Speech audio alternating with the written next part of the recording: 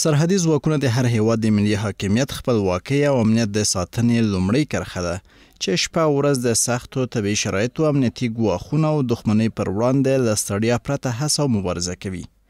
د سرحدي پولیسو لوی ریاست ویان عبدالله فاروقي له امید راډیو سره په خبرو کې وایي اوس مهال د هیواد په ټولو هوایي ډګرونو او ځمکنیو بندرونو کې د مافیایي کړیو او قاچاق مخه نیول شوې او د ورته پیښو کچه تر صفر رسیدلې ده. د سرحدي پولیسو ملي ریاست رهبري له الحم په تېرو کلونو کې توانېدلې ده چې خپل ټول پولیس ځواکونه په مسلکي روحیه باندې سمبال کړي او مسلکي زده کړې ورسوي ګوی ته، چې د دغو مسلکي زده کړو پر مټ باندې زموږ ځواکونو په سرحدي پولیس ځواکونو په تېرو کلونو کې د مافیایي کړیو قاچاقبرو لا ماته کړې ده او ټول هوایي ډګرونو، ځمکنیو بندرونو کې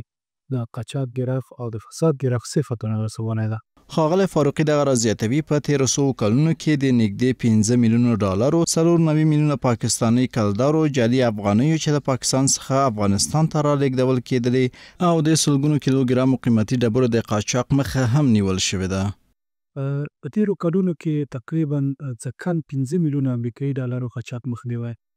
94 میلیونه پاکستاني کلدار او همداراز د هغو جعلي افغانیو د قاچاق مخه نیول شوې پاکستان هیواد څخه په افغانستان ته راوړلو کوشش یې کېده.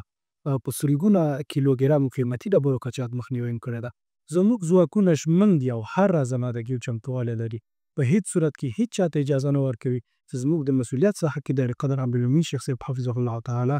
فلامین نقص کوي. نوموړی همداراز وایي چې د دوی دنده د هیواد د سرحدونو ساتنه، ناقانونه تګ راتګ او قاچاق مخنیوی ده او په دې برخه کې به خپلې هڅې ونه سپموي. زموږ مسؤلیت د هیواد ځمکنیو بندرونو، ملي او نړیوال هوایي ډګرونو پورې زموږ مسؤلیت د مسؤلیت ساحه محدوده ده چې موږ د خپل مسؤلیت ساحه کې لله الحمد په تېرو کلونو کې د خپل هیواد حریم دفاع پوره میران سره کړي زموږ ځواکونو او همیشه کوشش کړی ده او په دغو کوشش کامیابه سوي هم دي چې د خپل نظام مثبته نمایندګي په سرحدي سیمو کې یا ځمکنیو بندرونو کې د همسایه هیوادونو سره وکړي. د سرحدي پولیسو لوی ریاست د معلوماتو له مخې په تېرو څو اونیو کې 26 کسان د قیمتي او نیمه قیمتي ډبرو د قاچاق او جعل په تور نیول شوي او له دوی څخه شاوخوا 55 کیلوګرامه قیمتي او نیمه قیمتي ډبرې هم ترلاسه شوي دي.